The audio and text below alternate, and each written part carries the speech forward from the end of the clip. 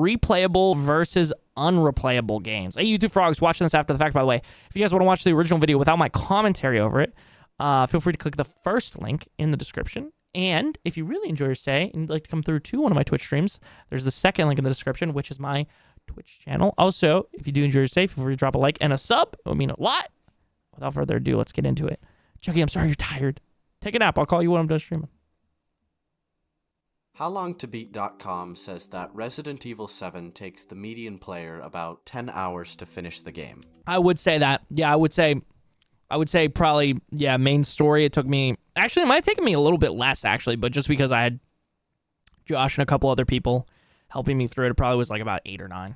Me personally, I beat it in about 8, and my first playthrough was actually quite thorough. I wanted to collect all the powerful guns, I got a fair portion of the bobbleheads and antique coins, and I felt like I took my time without just dawdling around. But then I went back again, and again.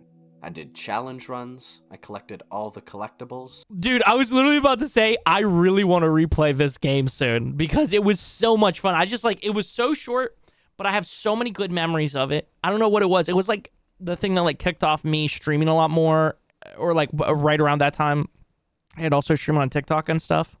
Played through all the difficulties, completed all the DLC, and got all the achievements. Holy cow. That took me about 85 hours, and I just absolutely love this game to pieces, man.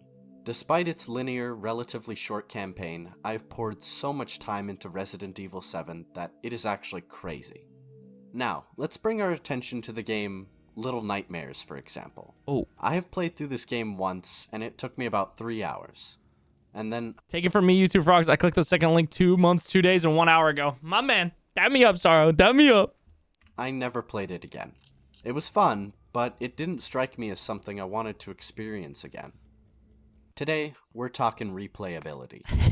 Most video games are always pushing for replay value, with tons of extra content bundled in the game. Do you know what game is sadly, like, doesn't have as much replay value as I would like it to? Because it is strictly a story game and there is not much change in the story. Firewatch. And you know what's even more sad about Firewatch? Is it's not like one of those games where it's like, oh, this game was amazing. I can't wait to see what they do in their next world. Maybe they'll make it so that you can change up more things and do more things in the next game. Valve bought them and then closed them, dude. It is so sad, bro. I am going to replay Firewatch here soon because I forget a lot of the story beats. But, you know, overall, you're always going to kind of remember, and you're going to start to remember again when the story restarts. But that game is just so amazing. The aesthetic's so nice. I love the story. It's a sad story, but it's a beautiful, like, you know, like, oh shit, this really probably did happen in real life or something similar, you know?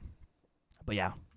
Sometimes I'll decide I want to 100% a game, but then I'll actually start getting... Dude, sorry to keep talking about what games I want to play and what games we're going to play on stream, but BioShock is on the soon-to-be played list because I love Infinite.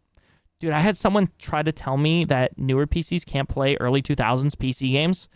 I mean, like, there's, like, some games that are, like, horribly optimized and you need, like, Windows Live to play, right, that you can't play, but, like, most earlier early 2000s games that I've played, at least, haven't had troubles with it. What's up, Doctor, by the way? How are you doing, brother?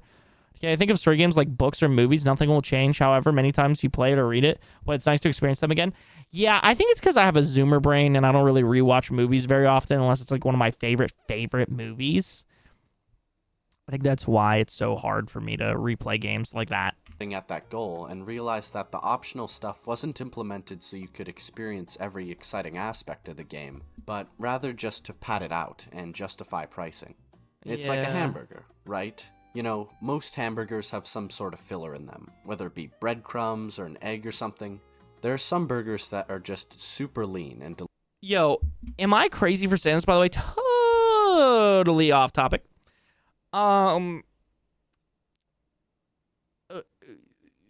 If a hamburger, it doesn't matter how good the burger itself is, if the bread is bad or like not that good, it will drastically decrease the or like how much you enjoyed the burger. For me, bread in like any meal, I don't know what it is. Maybe I have tism.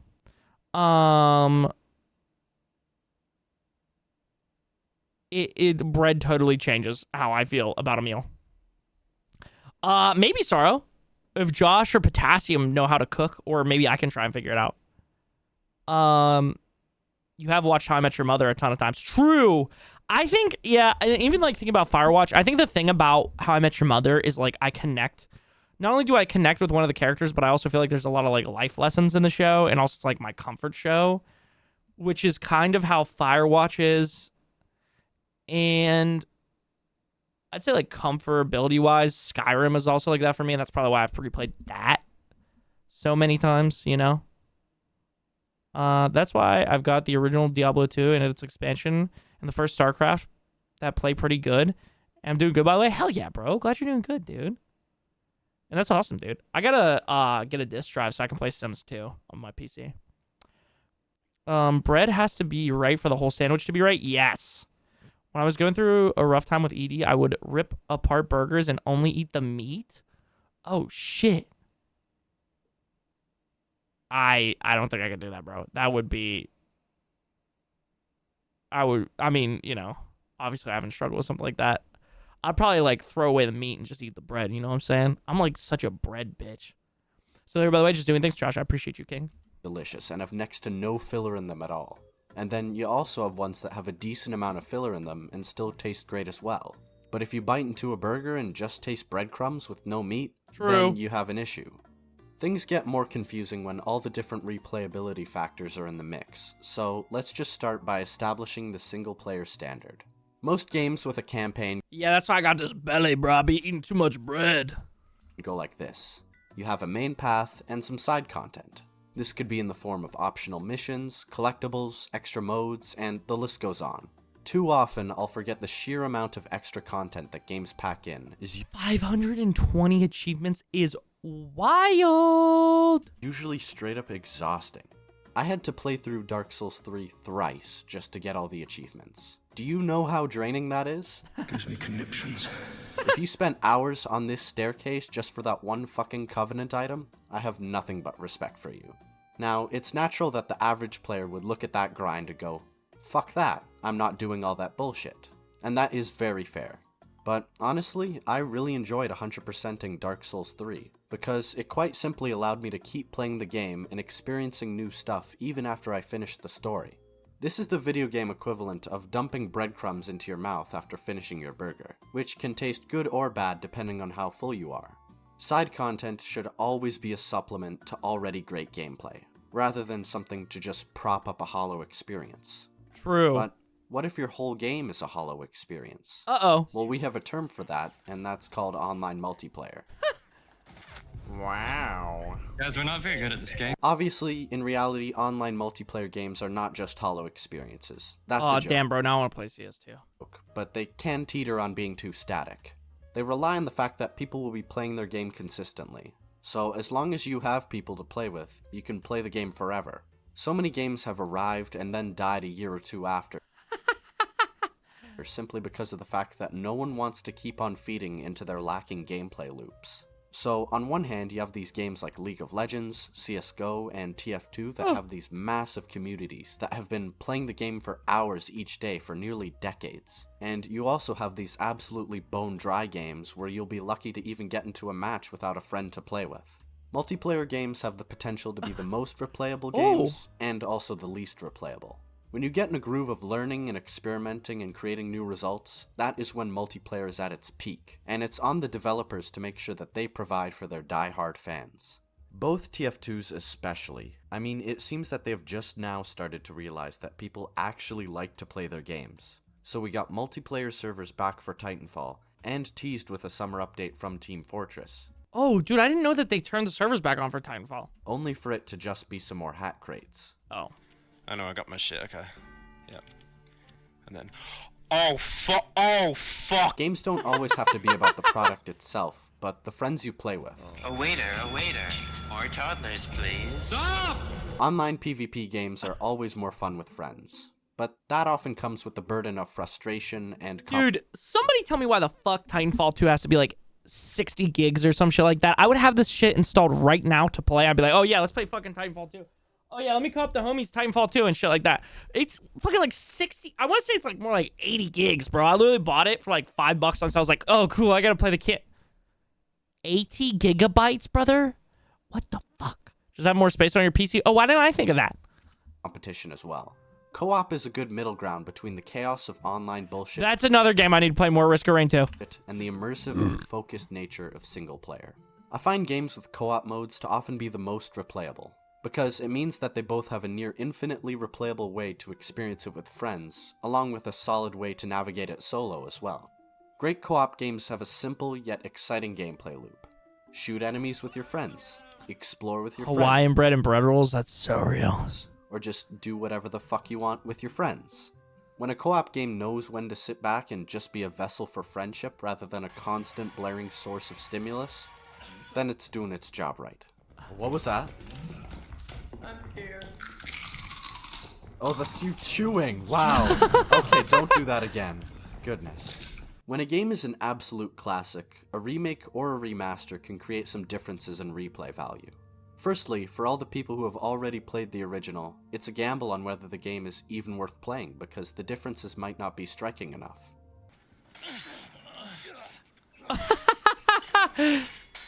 What could also be the case is that the new version is too different from the original The South Tower? and sacrifices some aspects that made it fun back then. Halo CE's remaster created way too much noise on screen, which was a big stretch from the simple yet creative visuals of its previous version. Halo 2 Anniversary Edition fixed the cluttered visuals, and had beautiful cutscenes to boot.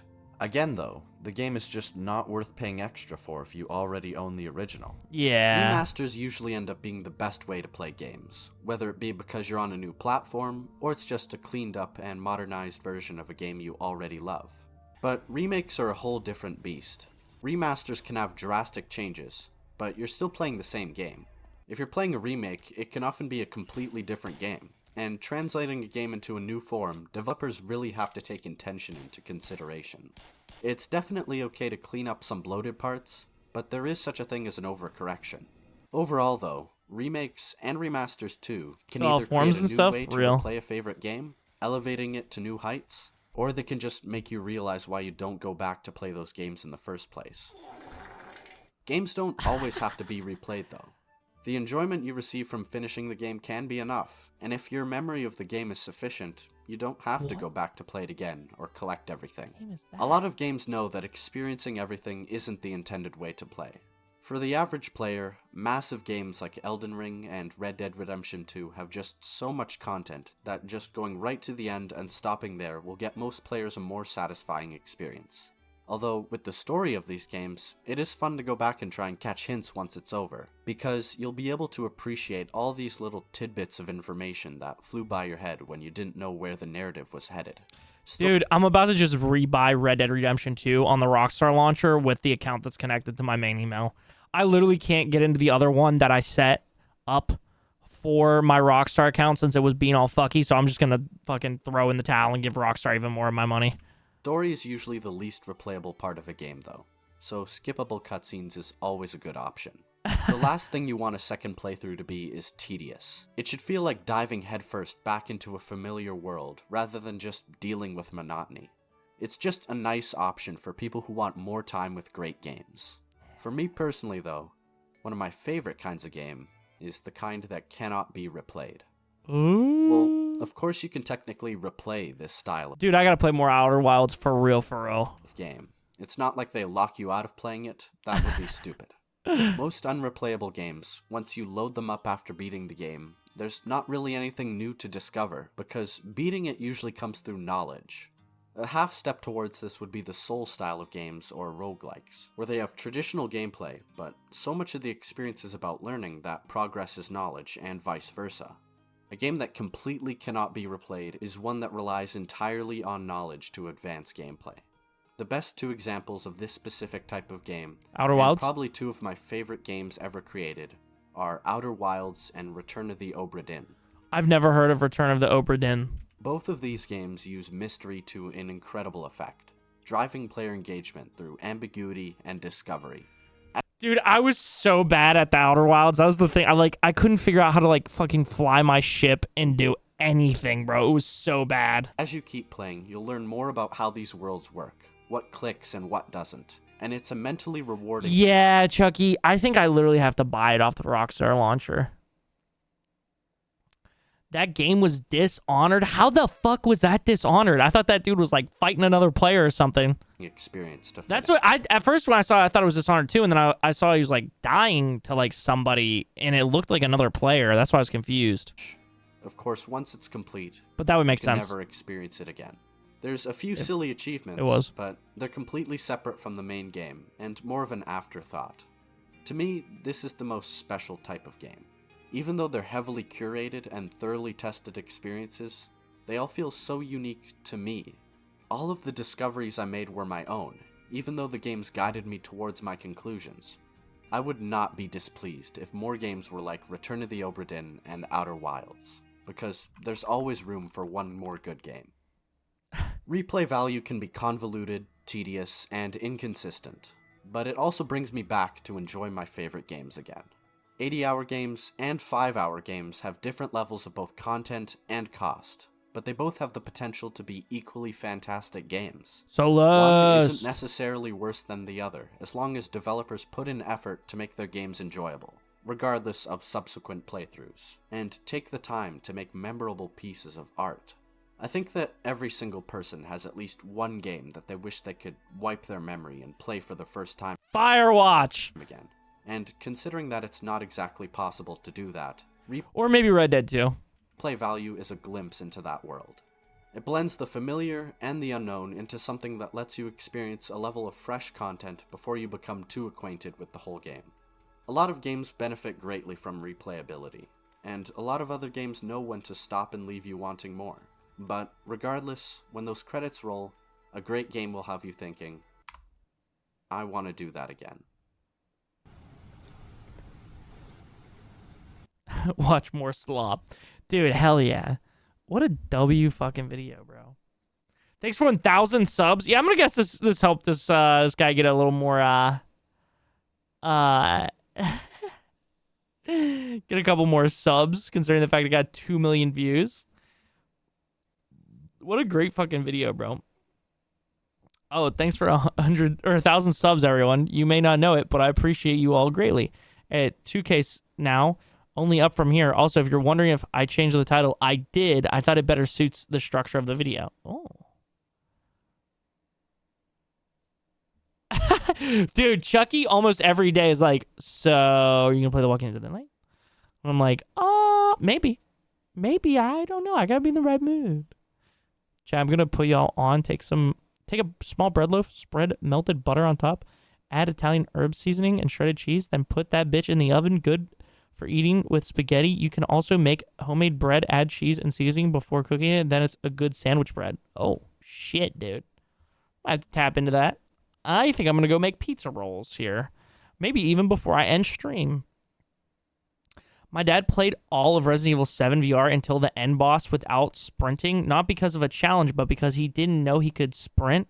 As he unbinded the button by accident, he spent hours in the final boss walking and getting soft locked until he finally found a video about the fight, and his face when he realized he could sprint the entire time was priceless.